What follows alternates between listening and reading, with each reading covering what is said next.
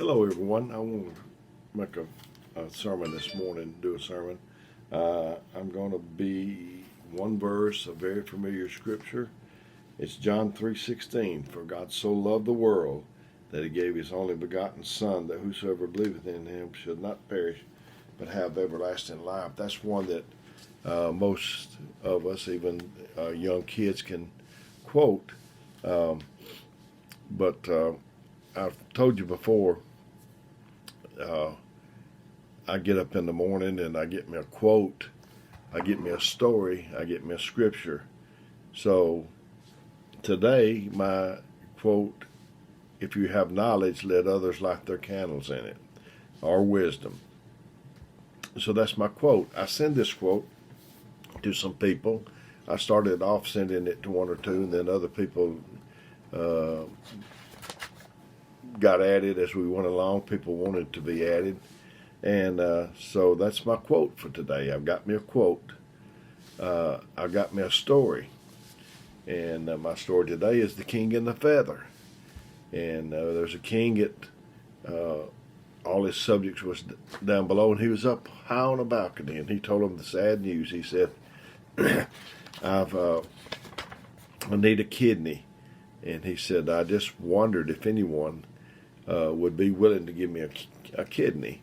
And all the subjects down below, it was just a big roar, and they were saying, I will, I will, I will. And he looked over at his aide beside him, and he said, what am I going to do? This is overwhelming. They all want to give me a kidney. How am I going to choose? And then he saw a feather between him and the aide. And he said, I know. I'll just drop this feather down, and whoever it lands on.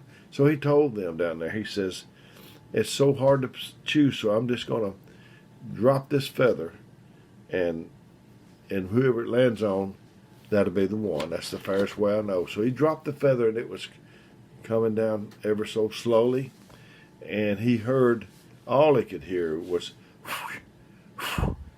them blowing the feathers. You know, we tell God that we want to do this and we want to do that, and if we could, we would do this. But then when he says, okay, Dale, I want you to do this, then you start, you know, like Moses. Moses said he couldn't speak good. He tried to swoosh the feather over to somebody else. So that's my story, my quote, my story. I heard a story, and I don't know this one, and if you know it, maybe you could text me and let me know, or drop me, or maybe even better, just call me, and if I don't get your phone call, just leave it on my voicemail. But it was about a man that was singing Amazing Grace, and he knew music. And I know this is not correct, it's just what I can remember. He knew music, so he sung it, you know, everything proper, everything just right. And someone asked him to sing it with a why. Why? So he sung it with a why, and it was so much difference. To me, if we live life with purpose and why and a mission, it makes it so much easier. My why, I want to help people. And so, you know, I don't know much, but in my opinion, but what I know, I want to share with somebody. It's like the 4 lepers.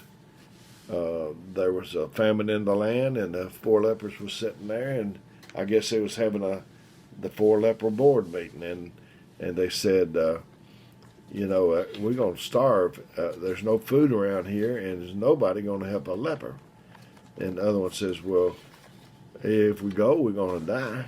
And the other one said, well, if we sit here, we're going to die. Let's just go. So they went, and they was coming up on the camp of the Syrians, I believe it was. And the Syrians, God had made them hear the sounds of a mighty army, I believe is the way it went. It's been a while. 2 Kings 4, I think. And but anyway, they left in such a hurry. They saw some of their treasures on the side of the road where they fell out the chariot that was bouncing around and going so fast. So they got there, and there was plenty of food. They just eat till their little stomachs was full, and there was treasures. and they're sitting around having another little board meeting of some kind. And one of them says, we got countrymen back over here starving to death, man. What should we do about that? And the other one said, do about it. They wouldn't help us. I mean, they wouldn't help us at all, and you're thinking about going and helping them? And one said, we do not well to hold our peace. If you know something, if you have a gift, it's to be shared. It's not to be put in a box. So my goal, my mission, my why is to help people. So that's what I want to try to do. My scripture was, for God so loved the world, we can quote it, that he gave his only begotten Son, that whosoever believeth in him should not perish, but have everlasting life. For God sent not his Son into the world to condemn the world, but that the world through him might be saved. That's the why. He healed blind people. He walked on water. But his why was to that the world through him might be saved. It's true he walked on water, and he did heal the blind, but that's not why he came. But why he came was really John 3:16. I think about the story in Mark, 2nd chapter, where the man had the palsy. And it seemed like I told this just here recently, but he had the palsy, and they couldn't get him in the house. 4 men carried him on a cot. So they went up on the roof and cut the roof, a hole in the roof, and let him down to Jesus.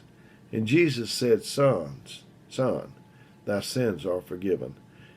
What a great word for him to heal a crippled man that that probably thought he didn't amount to anything. Is called son, and then his sins were forgiven, and that's why Jesus came. We come to church. There's a little socializing going on. Used to be, we could hug necks and shake hands and so on and so forth, but now we're restricted by the coronavirus to socialize, to see people. I never came because of a fashion show. I wanted to see what new outfits that the brothers had on, or see what kind of car, if they got a Tesla or a Mercedes or whatever. That's not my why. It's not a knitting club, it's not a hunting club, but our common denominator is our why is that we can make it to the end and we can help somebody else make it. God don't need us because we're so smart, but because of our why. I heard a story about a little boy. His dad bought him some French fries, I guess from McDonald's. They were hot. They looked good. And the little boy was sitting there, and the dad just reached over and picked one up and ate it. And the little boy said, "Mine. They're mine." But the dad had bought it. We take our life and we tell God about our rights, and we say, it's my life, but God gave it to us. We wouldn't have a life at all. We wouldn't have a brain at all if it wasn't for God. So we owe him, not just a little, we owe him everything. And so I don't want to forget my why. Why did I come to church? Oh, we have pretty singing. We have pretty singing. But that's not why I go. I go that I might make it all the way. I go to worship. And so we don't need to forget our why. We need to always remember. So when I get up in the morning, when you get up in the morning, remember your why. I start mine off with a quote. I just told you, and a story, and a scripture, and if I can, some way, somehow, during the day, I try to share it with somebody that I think may need it. So I've enjoyed getting this to you today. It's pretty simple. It wasn't a lot to it. It wasn't complicated, but let's just don't forget our why. And I'm gonna give you my phone number, 256-508-4410, if you need me. And if you can, I'll try to get back to you as soon as I can. I might not get to right away. And if I don't answer, leave me a message, and I'd appreciate it. So 256-508-4410, and I love you and I care about you. So may God bless you until next time.